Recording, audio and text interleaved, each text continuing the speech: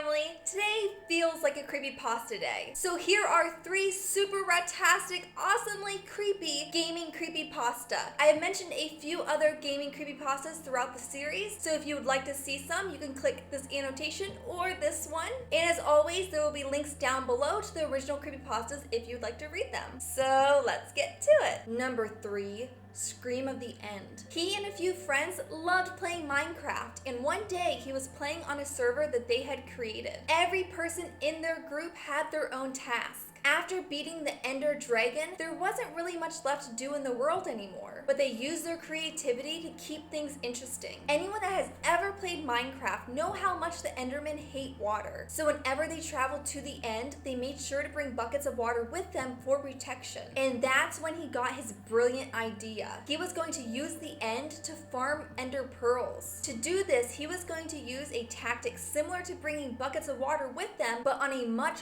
larger scale. Simply put, he was going to flood the end with the help of an inventory editor and the fly command. It didn't take long for the area to fill up with water. He could hear the Enderman panic and teleport to new areas as water rose on their precious land. And every once in a while, he would hear the occasional scream. He was intrigued with their ferocious determination to stay alive. After all, he thought they were just simple coding. As less and less land was dry, the Enderman began fighting for the limited space. It took quite some time, but he made sure to cover everything in the area with water, leaving only one square patch of land in the center. There were now only 4 Endermen left. He taunted them by slowly filling the edges with water, watching them push each other off one by one until only one Enderman was left. Each time it touched the water, its health slowly depleted. Finally, it fell to its death with a blood-curdling scream unlike any he has ever heard before. With its death, the game glitched, making him unable to move. The scream kept repeating, but it grew louder and louder with each loop. Then a message popped up. Minecraft has run out of memory, followed by the game crashing. He quickly restarted the game and the server, but the world was nowhere to be found. Thinking it was all just because the files were corrupted, he breathed a sigh of relief, knowing that he had backed up the world just before they had fought the Ender Dragon. Wanting to make it up to his group of friends for ruining their world, he used their stockpile of weapons and armor to defeat the Ender Dragon before going to bed. But when he jumped to the portal to get to the end, something went wrong. The crystals were still on top of the tower, but the dragon was now invisible and there were no Endermen. After restarting his computer, he gets back in and is greeted with the normal scene minus the Endermen. He finally slays the dragon, but once again something went wrong. As he goes through the fountain portal, he hears the chilling death screams of the Endermen. After what feels like an eternity, when he finally reaches the end of the portal, he is met with only darkness. And then suddenly the game crashes. Refusing to give up, he once again gets back into the game and travels to the end. But this time, an endless room awaits him. The room is pitch black. The obsidian floor travels infinitely in all directions. As he continues to wander around aimlessly, he begins to hear the growing sound of a horde of Endermen. But it's almost as if they refuse to catch up to him. The deafening sound suddenly ceases. A few seconds later, his ears are pierced with the shriek of an Enderman as it comes flying towards the screen. He jumps so high he falls out of his chair. But the game doesn't stop there. It repeats as if it's stuck in a cycle. He keeps watching the cycle, hoping that eventually it will end, which it does. Still unable to move, he is teleported to an area surrounded by water. An Enderman appears on the screen staring back at him. After a couple of minutes, his character drowns and a message pops up reading, "You are dead." The Enderman still remains on the screen for a few more seconds before the screen goes dark and his computer turns off suddenly. Minecraft has become more than just a game that night. What had happened was more than just a creepy glitch. The Endermen have a fear, and it is not wise to taunt them with it,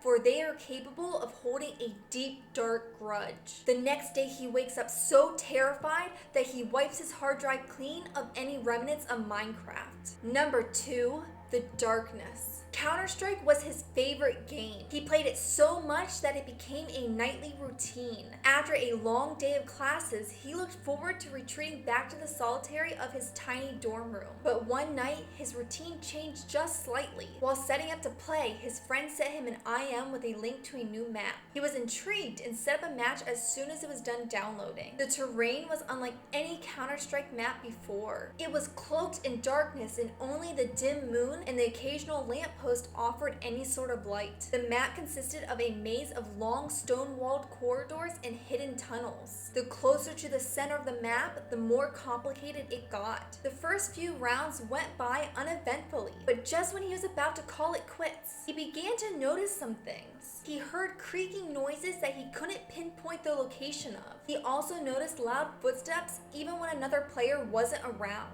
But they weren't the normal footsteps caused by a military boot. They sounded like clinks and clanks of metal hitting heavy against rock. His curiosity was well past peak when he noticed an extra character appear on the map. The figure was shady, but it appeared to be a man far off in the distance.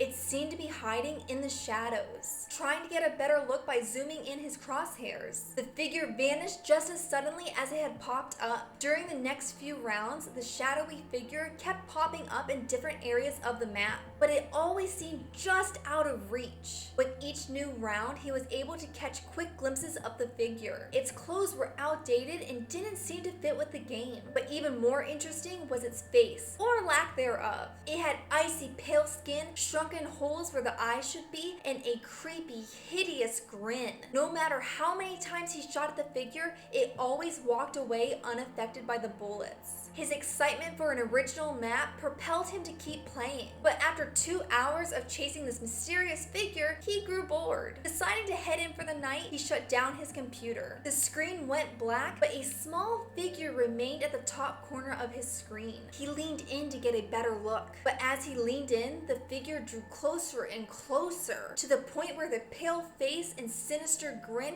occupied most of the screen. Then he realized he was staring at his own reflection.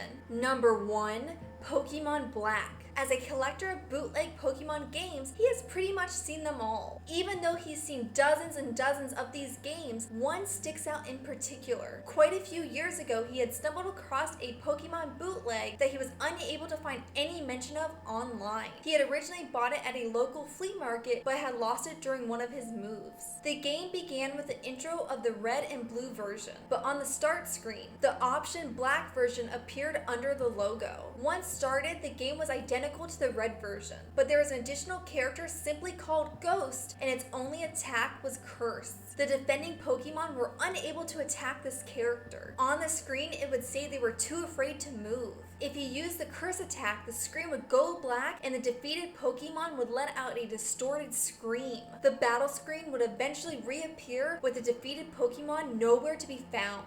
If this attack was used in a battle with a trainer, there would be one less Pokeball in their corner. But that wasn't the only weird thing about this game. After defeating a trainer, 2 commands would pop up. He could choose to run, which would end as it normally does, or he could use Curse, which, if chosen, the trainer's sprite would vanish. When he re-entered the area where the trainer once stood would now be occupied by a tombstone. Interested by this attack, he used it throughout the game whenever given the chance. It wasn't until defeating the Elite Four did the game really change. The screen went dark and a message appeared that read many years later. The screen then cut to Lavender Town, where an old man stood staring at a graveyard. He then realized the old man was supposed to be his character. Ghost no longer appeared and the overworld was barren. The only thing that remained in the world were the tombstones of the trainers that he used the Curse attack on. And no matter where he traveled within the world, the music of Lavender Town followed him. Returning to where the game originally started, he was greeted by the sprites of all the Pokemon he had used the Curse attack on.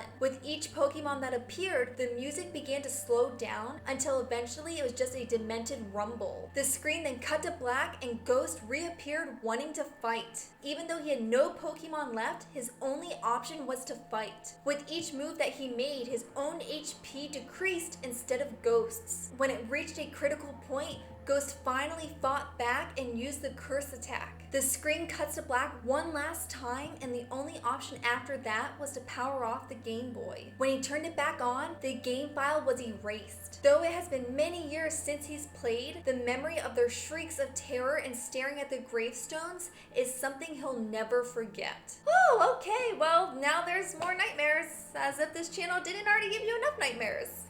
Thank you guys so much for watching this video, and I hope I was able to share a few new creepypastas with you that sufficiently creeped you out. If you like this video, don't forget to give it a big thumbs up. And if you're not yet part of this fantastic community, well, what are you waiting for? Hit the subscribe button and join today. Until next